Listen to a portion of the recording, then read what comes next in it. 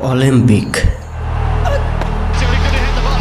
इस दुनिया का सबसे बड़ा स्पोर्ट प्लेटफॉर्म।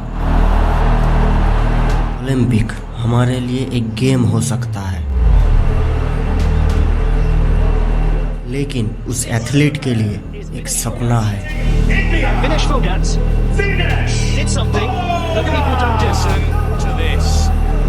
स्टेज है। ओलंपिक इमोशन है।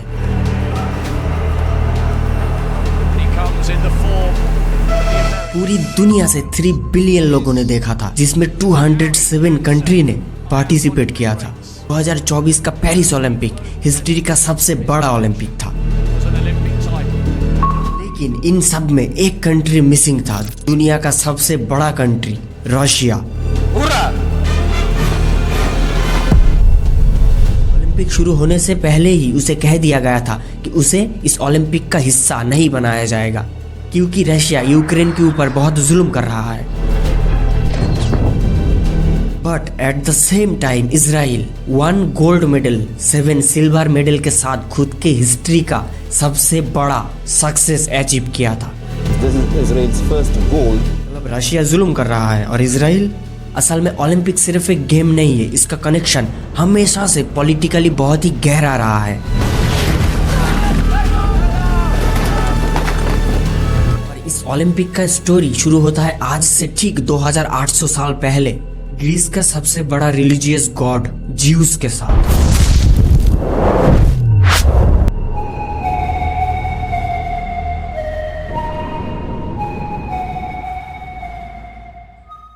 सब्सक्राइब। आज से 2800 साल पहले धरती पे कुछ ही बड़ा रिलीजियन था। इजिप्ट में फ्राउन, इंडिया में हिंदुइज्म, पैलेस्टीन में यहूदी, लेकिन यूरोप में ग्रीस का रिलीजन सबसे ज्यादा पावरफुल था और इस रिलीजन का सबसे बड़ा गॉड था ज्यूस।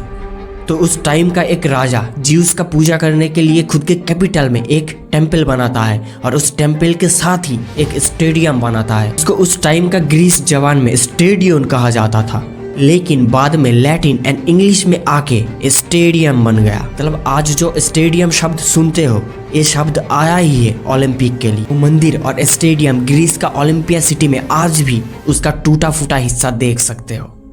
स्टेडियम बनने के बाद ही ओलंपिक को स्टार्ट कर दिया गया था, लेकिन राजा ने तो ओलंपिक गेम्स के लिए नहीं बनाया था, ज्यूस का पूजा करने के लिए बनाया गया था। इसलिए आज भी पहले पूजा होता है, उसके बाद उनमें से 11 लड़की एक आग जलाता है, एक ऐसा आग जो ओलंपिक का हर एक गेम्स खत्म होने तक जलता रहेगा।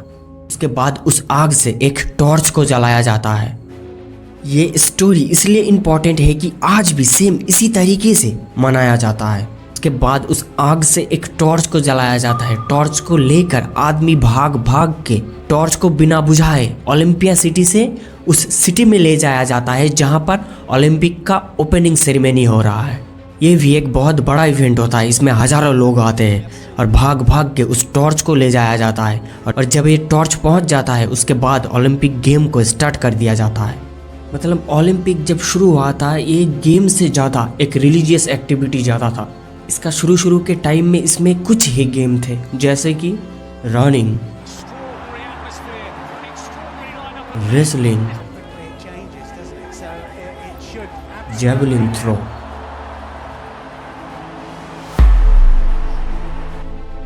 इसके बाद इसमें धीरे धीरे गेम ऐड करते गए और इस गेम को देखने के लिए दूर दूर से लोग आने लगे। और बाद में इसमें एक फेमस गेम को ऐड करा गया, बॉक्सिंग।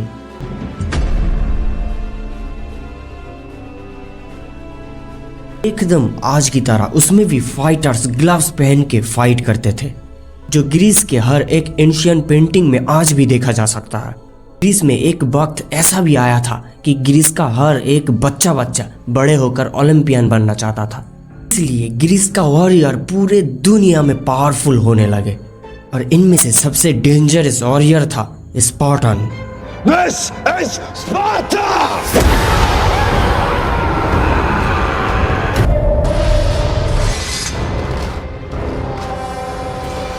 मतलब ओलंपिक गेम के लिए ग्रीस का फिजिकल फिटनेस कंसेप्ट बहुत तेजी से बढ़ गया था, जो आज भी ग्रीस का हर एक स्कल्पचर में देखा जा सकता है।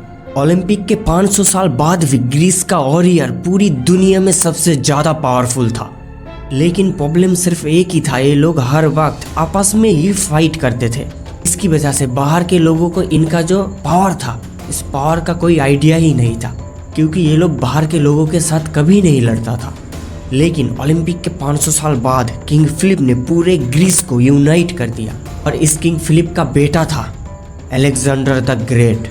अलेक्जेंडर ग्रीस का वॉरियर लेके ग्रीस का सबसे बड़ा आर्मी बनाता है, और इसके बाद अलेक्जेंडर का राज ग्रीस से बाहर आके आज का जो इंडिया पाकिस्तान बॉर्डर है वहाँ तक अलेक्जेंडर का राज था।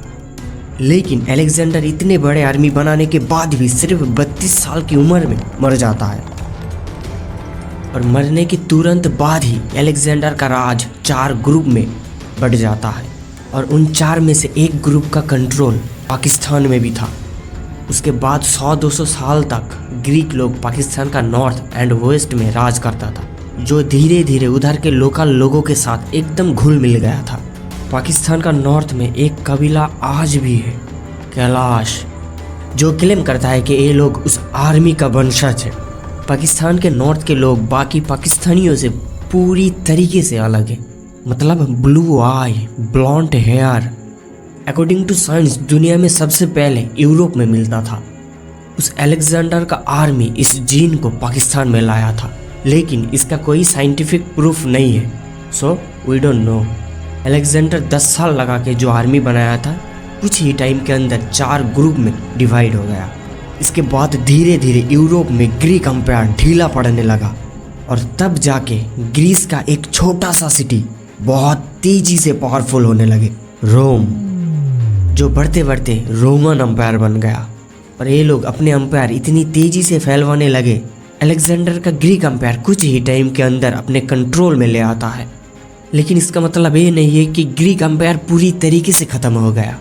ग्रीस और रोम में ज़्यादा डिफरेंस नहीं था। ये डिफरेंस ऐसा था कि आज जो यूके और यूएसए के अंदर डिफरेंस है, उतना ही डिफरेंस था। मतलब ये 2 कंट्री एक ही रिलीजन फॉलो करता था, मतलब इन दोनों के रिलीजन में थोड़ा सा ही डिफरेंस था। मतलब ग्रीस के लोग ज्यूस का पूजा करते थे, रोमन एम्पायर के लोग ज्यूस का ही पूजा करते थे। लेकिन रोमन एम्पायर में ज्यूस का नाम जूस नहीं, जुपिटर था, और हमारा सोलर सिस्टम का सबसे बड़ा प्लैनेट जुपिटर ही है। इस रोमन एम्पायर के गॉड जुपिटर के नाम पे रखा गया था। रोमन एम्पायर ग्रीक कल्चर को ख़त्म करने के बदले बहुत आगे लेकर गया था, और ओलंपिक गेम को भी ग्रीस से उठा के अपने कैपिटल रोम में ले आता है। तो बहुत सालों तक ओलंपिक ऐसा ही चलता रहा, मतलब पहले पूजा, उसके बाद आग, और लास्ट में जाके गेम। कहा जाता है कि इसके अंदर एक ओलंपिक गेम्स देखने के लिए 40,000 लोग आए थे। उस टाइम में 40,000 लोग, तब दुनिया का पॉपुलेशन इतना नहीं था। इसके बाद रोमन एम्पायर बहुत तेजी से फैलने लगे, और कुछ ही टाइम के अंदर सबसे बड़ा एम्पायर बन गया। तब रोमन्स ओलंपिक का सिंपल स्टाइल देख देख कर बोर हो रहा था। तब ये लोग ओलंपिक गेम से इंस्पायर्ड होके बहुत डेंजरस गेम बनाने लगे, जैसे कि ग्लैडिएटर। और इस गेम के लिए रोमन एम्पायर में बड़ा बड़ा स्टेडियम बनने लगे। इसके बाद हजारों लोगों के सामने फाइट करता था। एक ग्लैडिएटर तब तक फाइट करता था जब तक सामने वाला या खुद मर ना जाए, और इस खेल को देख के रोमन लोग बहुत खुश हो जाते थे। आज से 2000 साल पहले रोमन एम्पायर खुद के पीक पे जब था, तब रोमन एम्पायर का एक इम्पोर्टेंट प्रोविंस फिलिस्तीन में एक बंदा सामने आता है, जीसस क्राइस्ट। सबसे पहले उनके खुद के लोग यहूदी उनको मारना चाहते थे। के बाद रोमन एम्पायर के हाथ से भी मरने की कोशिश किया गया था, लेकिन जीसस क्राइस्ट बच गया। जीसस क्राइस्ट के बाद भी दुनिया ऐसे ही चलता रहता है, लोग पूरी तरीके से इस बात को भूल जाता है। लेकिन जीसस क्राइस्ट के फॉलोअर्स जो कुछ ही थे, वो लोग सीक्रेटली रोमन एम्पायर में क्रिश्चियनिटी फैलाने लगे। वो क्रिश्चियनिटी आज की तरह नहीं है, वो एकदम एंशियंट प्योर फॉर्म था। जीसस क्राइस्ट के मरने के बाद रोमन एम्पायर में ग्लैडिएटर गेम इतना फेमस होने लगे कि रोमन एम्पायर का एक राजा उस टाइम का दुनिया का सबसे बड़ा स्टेडियम बनाता है, द कोलोसियम। The Colosseum.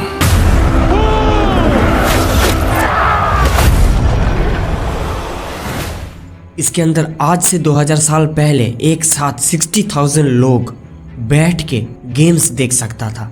और इस टाइम में ही हिस्ट्री का सबसे बड़ा शिफ्ट आना चालू होता है। क्रिश्चियनिटी जो आज के दुनिया का सबसे बड़ा रिलीजन है, जिसको 2.3 बिलियन लोग फॉलो करते हैं, फास्ट टाइम पावरफुल होने लगे, क्योंकि यही रोमन एम्पायर कुछ ही टाइम के अंदर क्रिश्चियन होने वाले थे। उनको क्रिश्चियन लोग मानते हैं, ये सच भी हो सकता है और नहीं भी। कहा जाता है कि जीसस के 100 साल बाद रोमन एम्पायर में क्रिश्चियन बहुत तेजी से बढ़ने लगे। रोमन एम्पायर इस चीज़ को बंद करने के लिए क्रिश्चियन स्कॉलर्स को पकड़ के बहुत टॉर्चर करता था।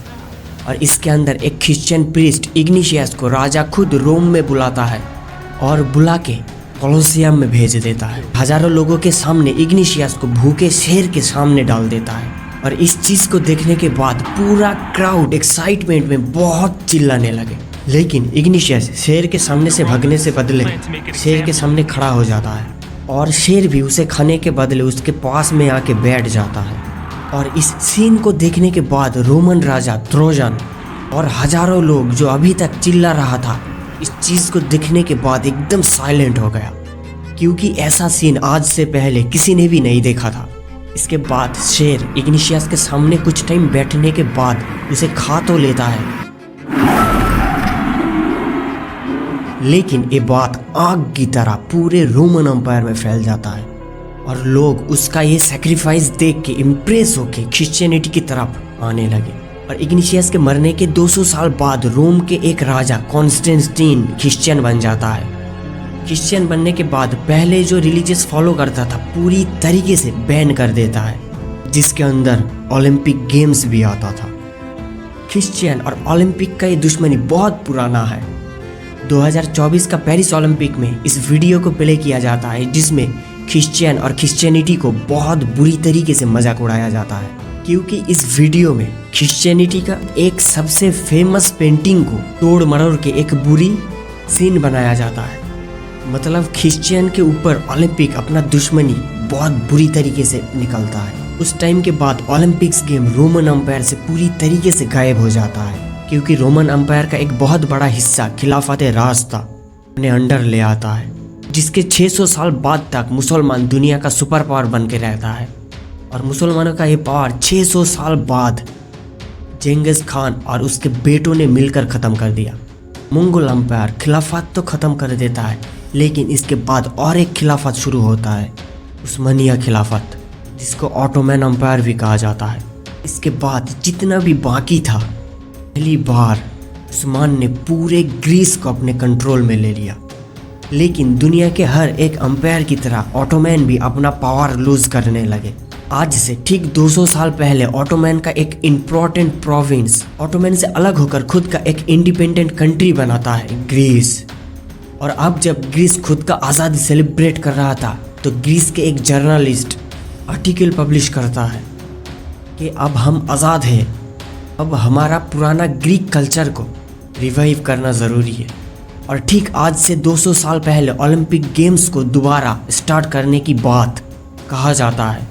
और उसके बाद 1896 में पहली बार 2800 साल पुराना गेम ओलंपिक को दोबारा से स्टार्ट करने की बात कहा जाता है। और इस गेम को एथेंस में ऑर्गेनाइज किया जाता है। शुरू के टाइम में इसमें कुछ ही गेम्स था, लेकिन धीरे धीरे अमेरिका और यूरोप की मदद से ओलंपिक दुनिया का सबसे बड़ा इवेंट बन जाता है, जिसमें पूरी दुनिया का कंट्रीज पार्टिसिपेट करने लगे। और इतना सारा कुछ होने के बाद ओलंपिक्स सिर्फ गेम नहीं रहा, ओलंपिक कुछ पावरफुल कंट्री के लिए खुद का पावर दिखाने का एक रास्ता बन गया। क्योंकि गुजरे 100 सालों में जिस कंट्री ने सबसे ज़्यादा गोल्ड मेडल जीता था, वो कंट्री सुपर पावर बन जाता था। इसमें अमेरिका गुजरे 100 सालों में सबसे ज़्यादा गोल्ड मेडल जीतता आया है। और 100 सालों से इस सुपर पावर को जिस भी कंट्री ने चैलेंज किया है, कंट्री इकोनॉमिकली, मिलिट्री और बाकी फील्ड के साथ भी ओलंपिक में हराने की कोशिश किया है। फॉर एग्जाम्पल वर्ल्ड वॉर 2 के टाइम जब जर्मनी में हिटलर का नाज़ी गवर्नमेंट था, तब सबसे ज़्यादा मेडल जर्मनी के पास था, क्योंकि उस टाइम में जर्मनी यूरोप का सबसे बड़ा सुपर पावर था। वर्ल्ड वॉर 2 के बाद जर्मनी का पावर तो खत्म हो गया, लेकिन इस वॉर के बाद एक नया सुपर पावर दुनिया के सामने आता है, सोवियत यूनियन, जो फिर से अमेरिका को चैलेंज करने लगे। अब जब सोवियत यूनियन सुपर पावर बनने की तरफ बढ़ रहा था, तब 9 में से 6 ओलंपिक में सबसे ज्यादा गोल्ड मेडल जीतता है। लेकिन आज से ऑलमोस्ट 30 साल पहले अफगानिस्तान में हमला और इकोनॉमिक प्रॉब्लम्स के लिए सोवियत यूनियन टूट जाता है, जिसके बाद अमेरिका दुनिया का एक अकेला सुपर पावर रह जाता है और अगेन सबसे ज्यादा गोल्ड मेडल अमेरिका के पास है। लेकिन एकदम से चाइना दुनिया में बहुत तेजी से आगे बढ़ने लगे। फिर से एक बार चाइना अमेरिकन पावर को चैलेंज करने लगे। तब से आज तक दुनिया इस कंफ्यूजन में है कि चाइना और यूएसए के अंदर कौन सुपर पावर बन के सामने आएगा। इस दोनों कंट्री के वॉर ओलंपिक में भी चल रहा है। 2024 का पेरिस ओलंपिक, ये दोनों कंट्री ने एकदम इक्वल गोल्ड मेडल हासिल किया है। दोनों के पास 40-40 गोल्ड मेडल है। दुनिया में एक ऐसा सिचुएशन बना हुआ है कि चाइना और अमेरिका का पावर ऑलमोस्ट सेम है। मतलब ओलंपिक सिर्फ एक गेम नहीं है, ओलंपिक खुद का पावर और इन्फ्लुएंस दिखाने का एक रास्ता बन गया है। सब्सक्राइब।